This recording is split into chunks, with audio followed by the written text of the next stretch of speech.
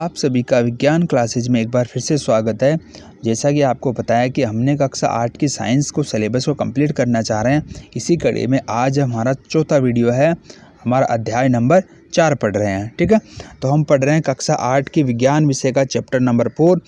इससे पहले हमने 3 चैप्टर पढ़ लिए हैं। अगर अभी तक आपने वो वीडियो नहीं देखे हैं या अभी तक आपने वो लेसन नहीं पढ़े हैं तो आप लोगों को उसका लिंक वीडियो के डिस्क्रिप्शन में या फिर आपको आई बटन पे उसका लिंक देखने को मिल जाएगा।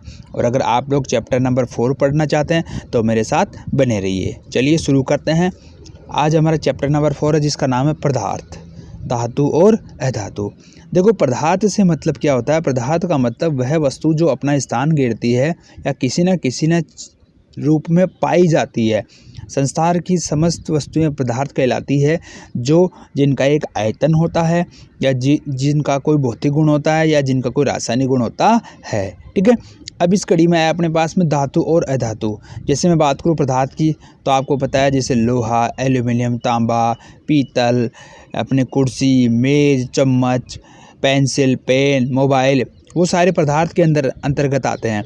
अब यहाँ पर 2 चीज़ें आई है भैया, धातु और अधातु। तो देखो, धातु की बात करूँ मैं आप लोगों को, जैसे अपन मंदिर मस्जिद या कहीं पर भी जाते हैं तो वहाँ पर देखते हैं घंटी लगी होती है। अगर अपन घंटी को बजाते हैं तो आवाज़ निकलती है। अगर किसी चीज़ को बजाने पे अगर आवाज़ निकलती है या ध्वनिक साउंड निकलता है तो हम उसे धातु कहते हैं। याद रखना बच्चों, एक अजीब सी मतलब एक अलग सी आवाज़ आती है धातुओं में। अगर आप उनको बजाएंगे तो उनकी एक अपना एक भौतिक गुण होता है जिस वजह से वो धातु कहलाते हैं। तो अपन सबसे पहले शुरुआत करेंगे धातुओं और अधातुओं के भौतिक गुण। देखो, पहले हेडिंग अपनी धातुओं और अधातुओं के भौतिक गुण। तो मैं आपको ऐसे जनरली समझा देता हूँ, आप लोग अपना आराम से वो लेसन को और पढ़ लेना। देखो, आपने देखा धातुओं जैसे घर पे अपने कुल्हाड़ी होती है, फावड़ा होता है, बेलचा होता है। ये सारी चीज़ें किससे बनी होती है? धातु की, यानी लोहे से बनी हुई जो चीज़ें होती है। आपके जो घर के बाहर जो गेट होता है वो सारी क्या है? यहाँ पर धातु है। इसके अलावा जैसे सोने के जो आभूषण होते हैं, चांदी के जो आभूषण होते हैं, वो भी क्या होती है? धातुएं होती है। घरों में अपन देखते हैं दीवारों पे जो कील ठोकते हैं वो भी क्या है? धातु है, ठीक है। तो यानी कि ये क्या है? इसके भौतिक गुण। अब मैं आपको चीज़ समझा दूं बेटा कि भौतिक गुण का मतलब क्या है। भौतिक गुण का मतलब ये होता है कि जिसे अपन बाहर से देखकर बता सकते हैं कि ये काला है, नीला है, हरा है, गोरा है, लंबा है, छोटा है। ये चीज़ें अगर अपन किसी चीज़ के लिए बताते हैं तो ये सारी चीज़ें अपनी भौतिक गुण कहलाती है। तो देखो, भौतिक गुणों में सबसे पहले गुण आता है धातुओं का, वो है आघात वर्धनीयता।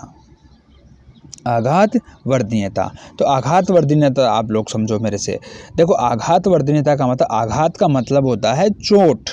आघात का मतलब चोट। अगर किसी चीज़ के ऊपर आप चोट पहुंचाएंगे तो वर्धन यानी कि उसकी वृद्धि हो जाएगी। वर्धन का मतलब उसकी वृद्धि हो जाती है। यानी कि सीधी बात बताऊं, अगर कोई लोहे का है, एल्यूमिनियम का है, पीतल का है, अगर आप उसके चोट मारेंगे, चोट मारते जाओ मारते जाओ मारते जाओ, एक ऐसी अवस्था आएगी जिसके बाद में वो एक ऐसे सफ़ेद मतलब पट्टी की तरह बन जाएगा, एक सीट की तरह बन जाता है। उसे अपन आघात वर्धनीयता कहते हैं, जो धातुओं में पाई जाती है। एक बात करो, कोयला हो गया, अगर आप कोयले को पीटना शुरू करो, क्या आप लोग कोयले से चटाई बना सकते हो क्या? सर नहीं बना सकते हैं। लेकिन अगर आप एल्यूमिनियम को अगर आप कूटो या लोहे को पीटो तो आप लोग उसको एक चटाई के रूप में बना सकते हैं। इसी गुण को हम आघात वर्धनीयता कहते हैं, ठीक है। दूसरा गुण अपन देखें इसमें। देखो, मैं आपको थोड़ी धीरे धीरे चीज़ें सारी क्लियर करते जा रहा हूँ, आप लोग उसको और देख लेना। दूसरा गुण होता है धातुओं का तन्यता। तन्यता का मतलब मैं आप लोगों को समझाऊँ इधर बेटा। देखो, दूसरा गुण होता है इसका तन्यता का। तन्यता का गुण सबसे ज़्यादा किस में पाया जाता है? सोने या गोल्ड में। जो हमारी गोल्ड धातु होती है उसमें तन्यता का गुण सबसे ज़्यादा पाया जाता है। 1 ग्राम सोने से कम 1 किलोमीटर लंबा तार निकाला जा सकता है। कम से कम 1 ग्राम सोने से 1 किलोमीटर लंबा बारीक तार निकाला जा सकता है। इसी गुण को तन्यता कहते हैं। कहने का मतलब हो गया कि सर किसी धातु से, या मान लो इतना सा कोई धातु का कोई टुकड़ा है, उसको आप लोग ऐसे लंबी लाइन में अगर आप लोग उसको लंबा सारा लेके जा सकते हो तो यह गुण उस धातु का क्या कहलाता है? तन्यता कहलाता है। ठीक है, समझ में आ गया बच्चों। चलें आगे। तो मैं आपको बताऊं इधर क्या है तन्यता। धातुओं का वह गुण जिससे उन्हें खींचकर तारों में परिवर्तित किया जा सकता है तन्यता कहलाता है। ठीक है, समझ में आ रहा है आप लोगों को। और अगर आपके कोई सवाल है तो मुझे कमेंट कर दिया करो। आपकी जितनी ज़्यादा कमेंट आएंगे मैं उतना ही जल्दी आपका वापस से रिवीजन करवाने की कोशिश भी करूँगा। और अगर आप लोगों को अगर इस लेसन के अगर क्वेश्चन आंसर भी चाहिए तो वो मैं आपको अवेलेबल करा दूंगा, वीडियो के डिस्क्रिप्शन में करा दूंगा, अगर आप लोग कहोगे या कमेंट करोगे तो। ठीक है, चले आगे अपन पढ़े। देखो अपन बात कर रहे थे ना धातु का अगला गुण भौतिक गुण। धातु का अगला गुण होता है एक निनाद ध्वनि, यानी कि रिंगिंग साउंड उत्पन्न होता है। जैसे मान लो दो आपने कोई गिलास लिए, गिलास को आपस में आपने टकराया तो आप लोग देखते हैं एक मतलब एक अलग सा एक साउंड होता है। जैसे अपन किसी दो धातु को टकराते हैं, बर्तनों को टकराते हैं या दो डिब्बों को टकराते हैं जो धातु के बने हैं, लोहे के हैं, टिन के हैं, तो उनमें जो एक अलग सा जो साउंड निकलता है उस साउंड को हम क्या बोलते हैं, निनाद ध्वनि। क्या बोलते हैं उसको, निनाद ध्वनि। ये ध्वनि धातुओं का भौतिक गुण होता है। अब अपने ये सारी चीज़ें अपन पढ़ी तो उसे एक सार समझ में आ रहा है सर हमें। कौन सा, कि देखो धातुओं में क्या होती है, धातुएं कठोर, चमकीली, आघातवर्धनीय, तन्य, ध्वनिक और उष्मा तथा विद्युत के सुचालक होते हैं। देखो मैं आपको दोबारा समझाता हूँ। कठोर का मतलब मजबूत होता है। अगर एक बात बताइए, अगर धातुएं मजबूत नहीं होगी तो अपने काम किस आएगी, नहीं आएगी ना। ऐसे अगर जैसे मान लो गेट अपने लगा दिया, तुम लोग लटक गए, गेट नीचे आ गया, तो वो क्या धातु किसी काम की है क्या, नहीं है सर। चमकीले है, चमकीले हैं तभी तो सोना पहनते हैं, सोने में जंग नहीं लगती है। आघातवर्धन यानी चोट लगाओ और उसकी पन्नी बनाओ। जैसे अपने जैसे खाने रोटी को लपेटने के लिए पन्नी आप लोगों ने देखी होगी, एल्यूमिनियम की पन्नी आती है। या आप लोगों को याद आ गया होगा, उस मिठाई का नाम लेते, काजू कतली का नाम याद आ गया, उसके ऊपर अपन चांदी का वर्क लगाते हैं, वो आघातवर्धन के कारण पतली बनाते हैं। तन्य यानी आप लोगों ने देखा अपने खंभों पे जो तार लगे होते हैं, घरों में वायरिंग लगी होती है, कॉपर की हो, एल्यूमिनियम की हो, ये गुण किसका आ गया, तन्य का। ध्वनिक, मंदिर में जो घंटा लगा होता है जो ध्वनि देता है वो ध्वनि का आ गया। उष्मा और विद्युत के सुचालक, उष्मा और विद्युत, जैसे अपने लोहे का आप लोगों ने चिमटा लिया, चूल्हे के पास में रखा या गैस पे रखा, तो थोड़ी देर बाद में देखेंगे चिमटा गर्म हो जाता है। यह गुण क्या है, उष्मा का। विद्युत के सुचालक यानी कि जिनसे करंट पैदा हो रहा है या जिनके द्वारा करंट एक स्थान से दूसरे स्थान पर जा रहा है। तो ये सारे गुण किनके होते हैं भैया, धातुओं के गुण कहलाते हैं। और ये गुण किनमें नहीं होते, अधातुओं में, जैसे सल्फर, कार्बन, ऑक्सीजन, फास्फोरस, इन सभी में ऊपर वाले गुण नहीं होते हैं। देखो कुछ अपने को फैक्ट चीज़ें हैं जो अपने को याद करनी है। सोडियम और पोटेशियम धातु नरम होते हैं और उन्हें चाकू से काटा जा सकता है। ये भैया इनका भौतिक गुण है, अगले कमज़ोर हैं, तो अपने सोडियम और पोटेशियम के किवाड़ नहीं बना सकते हैं। मरकरी, पारा केवल ऐसा धातु है जो कमरे के तापमान पर द्रवस्था में पाया जाता है। देखो भाई मरकरी पारा आप सभी लोगों ने देख रखा है, कभी डॉक्टर जब आता है तो ये थर्मामीटर साथ में लेकर आता है, तो वो थर्मामीटर के अंदर जो सफ़ेद सफ़ेद सा होता है जो ऊपर चढ़ता नीचे आता है, वो क्या होता है, अपना मरकरी या पारा होता है। ठीक है, तो पहला अपना भौतिक गुण अपन ने पढ़ लिया है।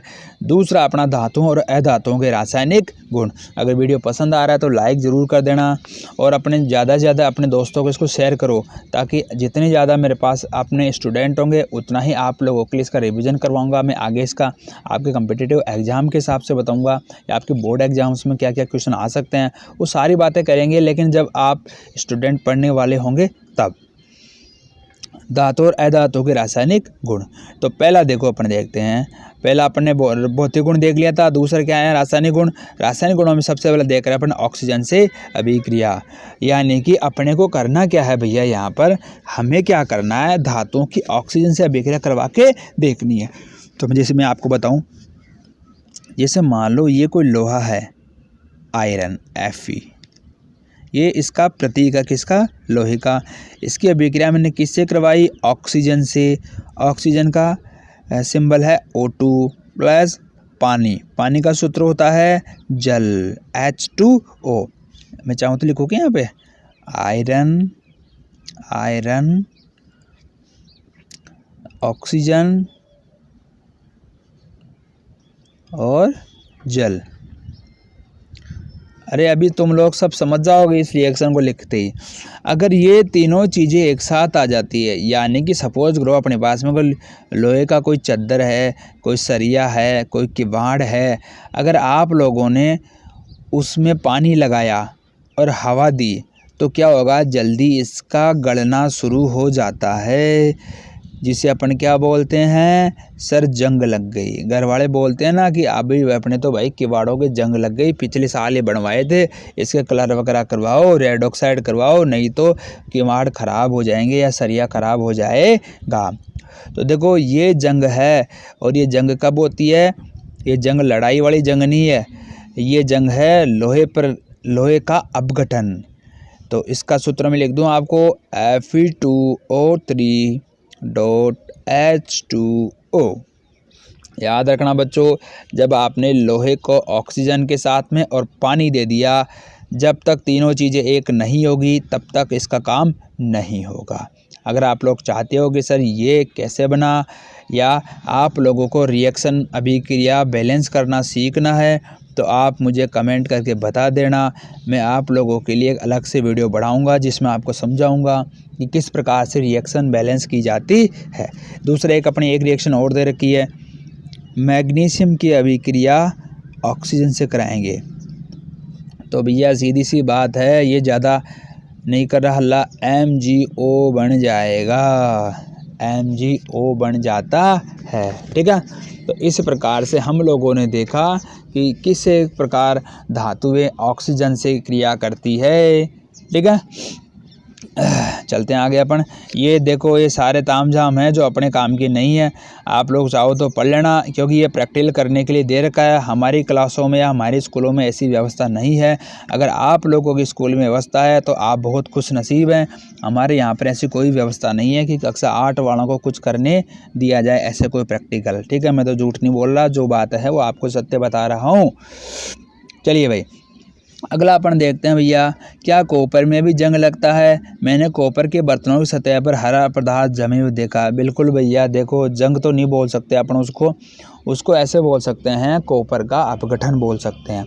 आपको याद हो घर में कोई बैटरी होती है, हाँ वही बैटरी जो आप लोग जिस गाड़ी में बैठ के जाते हो, या अपने घर पे इन्वर्टर होगा, अगर वो काफ़ी पुराना है तो आप लोग देखोगे उसमें कार्बन या कुछ हरा हरा उसके ऊपर पदार्थ आ जाता है। अब वो कैसे आ जाता है, मैं थोड़ा सा आपको ये रिएक्शन इसी में समझा देता हूँ। मान लीजिए कॉपर है, अब वही हवा पानी चाहिए अगले को, तभी उसका काम तमाम होगा। तो कॉपर है, पानी आ गया इधर, H2O plus CO2, carbon dioxide gas ये वायुमंडल में होती है, ऑक्सीजन ये भी वायुमंडल में रहती है। जब ये तीनों चारों बहन भाई आपस में जुड़ जाएंगे तो क्या बनाएंगे, copper hydroxide plus copper carbonate, और इन दोनों को ही क्या बोलते हैं अपन, हरा रंग। यानी हरा रंग इन दोनों के कारण ही आ जाता है। ठीक है, समझ में आ गई बात। बस मैंने इसका पूरा सार समझा दिया आप लोगों को। चलें अपन आगे क्या ले, शिक्षक द्वारा कक्षा में प्रदर्शित। अब शिक्षक कहाँ से करेगा, शिक्षक के पास में ऐसे कोई उपकरण नहीं है हमारे पास में तो, लेकिन अगर आपके पास में है तो अच्छी बात है बेटा। बाकी आप लोगों को इधर इतना ध्यान नहीं देना है। ठीक है, अगला अपन देखते हैं, देखो क्या है, सल्फर और ऑक्सीजन की अभिक्रिया में बनने वाले उत्पाद का नाम सल्फर डाइऑक्साइड गैस है। देखो मैं आपको बता देता हूँ, ये तो समझा देता हूँ आपको, जो चीज़ें समझाने की है मैं आप लोगों को ज़रूर समझाऊँगा। ठीक है, देखो भैया क्या बोल रहा है अपने को, सल्फर और ऑक्सीजन की अभिक्रिया। ये तो भैया सल्फर हो गया, ये हो गया अपना ऑक्सीजन। जब इन दोनों को मिलाएंगे तो क्या बन जाएगा, SO2 सल्फर डाइऑक्साइड।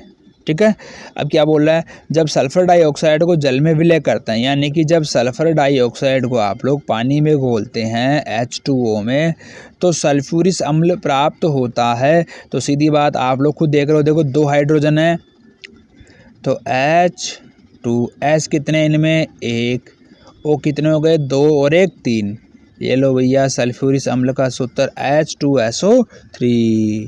क्लियर है, H2SO3।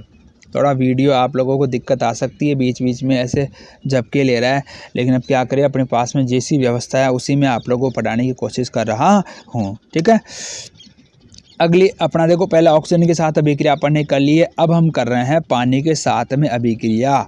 देखो भाई, अब सुनो इस चीज़ को, आपने लोहे का तो पानी के साथ में देख लिया, लेकिन वहाँ पर ऑक्सीजन भी मौजूद था। अब अपन देखो कुछ ऐसी धातुएं होती है और आप लोगों को याद रखनी है, जिनमें सबसे ऊपर नाम आता है सोडियम और पोटेशियम का।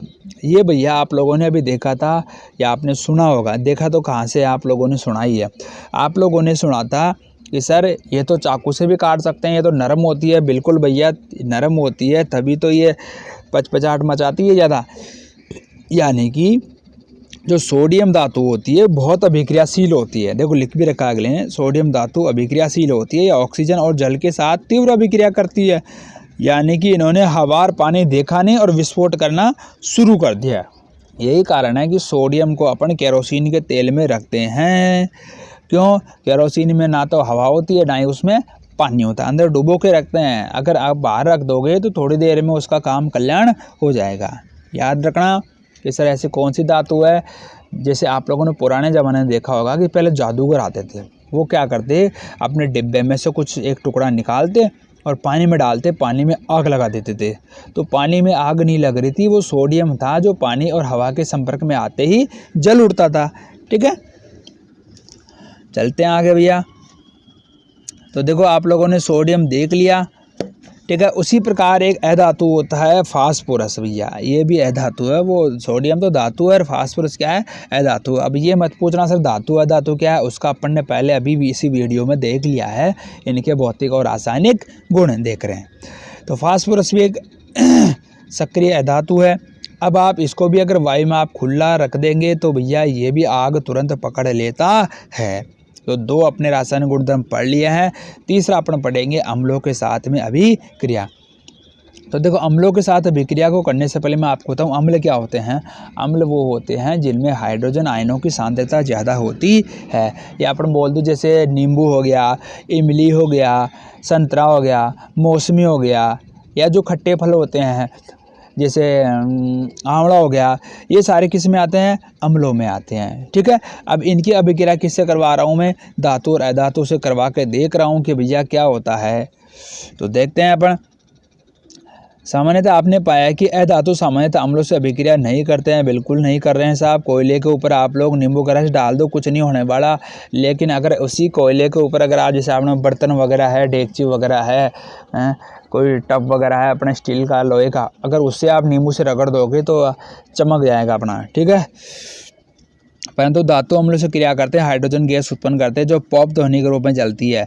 जैसे पॉप ध्वनि का मैं आपको समझा दूं, जैसे अपने माचिस की तिल्ली होती है, माचिस की तिल्ली के माचिस के ऊपर एक वो चिन्ह सा लगा होता है, अगर आप उसको ऐसे जलाते हैं ना तो ऐसे आवाज़ निकलती है, उसे अपन बोलते हैं पॉप की ध्वनि। याद रखना उसको क्या बोलते हैं अपन, पॉप की ध्वनि। ये पॉप वो पॉप धर्म वो बड़ा पॉप नहीं है, पॉप एक साउंड होता है। ठीक है, तो इस प्रकार से आप लोग इसको कह सकते हैं। आपने देखा ही कॉपर तनु हाइड्रोक्लोरिक अम्ल से गर्म करने पर अभिक्रिया नहीं रहते होंगे शायद, हाँ नहीं करता है। देखो कॉपर है, अगर आप इस क्रिया HCl से करवाएंगे तो कुछ नहीं होगा यहाँ पे। हाइड्रोक्लोरिक अम्ल HCl, और तनु का मतलब क्या होता है, जिसमें पानी ज़्यादा है। जैसे दूध में मिलावट अगर ज़्यादा करके पानी की तो दूध कैसा हो जाएगा, तनु कहलाएगा। परंतु सल्फ्यूरिक अम्ल से अभिक्रिया कर लेता है कौन, कॉपर क्या कर लेगा, H2SO4 से अभिक्रिया कर लेता है। ठीक है, अगला अब यह क्षार के साथ में, क्षार का मतलब क्या हो गया, जो मतलब थोड़े से ऐसे कड़वे कसेले से रंग के होता है ना, वो क्या कहलाते हैं, आपके क्षार कहलाते हैं। तो अपन क्षार के साथ अभिक्रिया को भी देख लेते हैं। सोडियम हाइड्रोक्साइड से अभिक्रिया कर हाइड्रोजन उत्पन्न करते हैं। अधातुओं की क्षार की अभिक्रिया जटिल होती है। अगला भाई खुद ही बोल रहा है अपने को कि भाई अभिक्रिया जटिल है, आप लोग आगे इसमें मत जाओ। अगली है विस्थापन अभिक्रिया। विस्थापन का नाम से पता लग रहा है, जैसे मान लो क्लास में आप लोग बैठे हो, पाँच स्टूडेंट बैठे हैं, आवाज़ कर रहे हैं, गुरुजी ने देखा कि भाई ये तो अल्लाह कर रहे हैं, क्या किया, ए को उठा के बी की जगह बैठा दिया और बी को ए की जगह बैठा दिया, उनको अटम सटम इधर उधर घुमा के उनको बैठा दिया। यानी ये क्या हो गया, विस्थापन अभिक्रिया है। यानी वे अभिक्रिया हैं जिसमें जो यौगिक या जो कंपाउंड भाग लेते हैं उनकी जगह में परिवर्तन हो जाता है। तो उसका प्रयोग देख लेते हैं थोड़ा सा आप लोग। 100 ml के 5 विकल्प लो भैया, 1 2 3 4 5 ले लिए हमने विकल्प। आपने कहा जैसे उन्हें A B C D E से चिन्हित कर दीजिए। तो पहला हो गया ए, दूसरा बी, तीसरा सी, डी, ई कर दिया। सब में 50 ml पानी भर दिया, सबको 50-50 ml पानी का भर दिया। प्रत्येक बीकर में चित्र 4.6 ए के अनुसार 1-1 चम्मच घोल लीजिए। देखो सुनो इसे, मैं कैसे है देखो, मैं दिखाऊँ आप लोगों को, समझा देता हूँ, इसी में समझ जाएगा, घबराने की ज़रूरत नहीं है बिल्कुल भी आप लोगों को। देखो भैया, आप लोगों ने 5 बीकर ले लिए, पाँचों को 50-50 ml पानी का भर लिया, ABCD इनको नाम दे दिया। अब क्या कर रहे हैं, देखो ए नंबर वाले बीकर में, ए वाले बीकर में आप लोगों ने कॉपर सल्फेट प्लस जिंक का टुकड़ा डाल दिया। बी वाले बीकर में आप लोगों ने कॉपर सल्फेट प्लस लोहे की कील डाल दी है। दिख रही है ना आप लोगों को कील, देखो ध्यान से देखो थोड़ा सा। अब मेरे पास इतना हाई रेजोल्यूशन का कैमरा नहीं है कि मैं आपको ज़्यादा अच्छे से तरीके से दिखा सकूँ, जो है मैं आपके लिए अवेलेबल है। सी में क्या मिला है मैंने, जिंक सल्फेट प्लस कॉपर की छीलन, थोड़ा सा देख लेना है, कॉपर की छीलन पड़ी इसमें। डी, आयरन सल्फेट प्लस तांबे की छीलन, ये भैया देखो आयरन सल्फेट तांबे की छीलन आ गई। ई, जिंक सल्फेट प्लस लोहे की कील, दिख रहा है आप लोगों को, जिंक सल्फेट और लोहे की कील इसमें डाल दी। अब देखो सुनो मेरी चीज़, देखो जब आप लोगों ने डाला तो हुआ क्या, ये दो पानी, ठीक है, इन दोनों पानी और इधर देखो, इधर इन दोनों में भैया परिवर्तन हो गया, दिन रात का अंतर हो गया। देखो इसका कलर कैसा है, एक का मैं दिखाऊँ आपको, और इसका कलर कैसा हो गया, इसका कलर कैसा है, इसका कलर कैसा है, यानी कि इन दोनों में बदलाव हो गया। इधर देखो इसका और इसका कोई बदलाव हुआ नहीं सर, इसका कोई बदलाव हुआ नहीं सर, इसका कोई बदलाव हुआ नहीं सर। बस तो यही आपको एक्सपेरिमेंट समझना था, यानी कि जहाँ पर कलर में बदलाव हो गया वहाँ पर क्या हो गया, इसका विस्थापन हो जाता है, ठीक है। और इनका जो रंग बदला गया है वो विस्थापन अभिक्रियाओं के द्वारा फलस्वरूप बदला गया है इनका रंग और रूप, लेकिन इन तीनों का रूप नहीं बदल रहा, अर्थात यहाँ पर किसी प्रकार का कोई विस्थापन नहीं हो रहा है, ठीक है। कैसे हुआ इधर मैं आपको थोड़ा सा दिखाऊंगा, अपने रिएक्शन होगी इधर लिखी हुई। हाँ ये देखो अपना ए वाले में देखो, ए में क्या किया था अपन ने, ये देखो कॉपर सल्फेट है, इसमें आपने जिंक का चूरा डाला, कॉपर सल्फेट है जिंक का चूरा, ये जब आप लोगों ने डाला तो हुआ क्या, वहाँ पे हुआ ये कि ये कॉपर की जगह जिंक आ जाएगा, जिंक की जगह यहाँ पर कॉपर आ जाएगा, यानी कि एटम एक दूसरी जगह इनको बैठा दिया। जिस वजह से क्या हो गया, इनका भौतिक व रासायनिक गुणधर्म चेंज हो गए, और जो अपना बीकर जो साफ सुथरा पानी था वो क्या हो गया, चेंज हो गया, ठीक है। तो ये अपनी राम कहानी थी इतनी। आगे चलते हैं भैया, एक बार फिर पढ़ लेना, सार मैंने आप लोगों को समझा दिया है, वरना वीडियो लंबा हो जाएगा, तुम लोग नहीं देख पाओगे, बोर हो जाओगे, मुझे पता है आजकल। फिर भी आपको आगे और पढ़ना चाहते हैं तो मुझे कमेंट करते रहना, मैं आपका रिवीजन भी करवा दूंगा। चलते हैं आगे, धातुओं और अधातुओं के उपयोग। अब भैया हमने सारी चीज़ें पढ़ ली है, इनके अपने रासायनिक गुणधर्म पढ़ लिए, भौतिक गुणधर्म पढ़ लिए, सारी चीज़ें पढ़ ली। अब हम क्या देख रहे हैं लास्ट में, भाई इनका काम में कहाँ कहाँ आ रहा है। तो देखो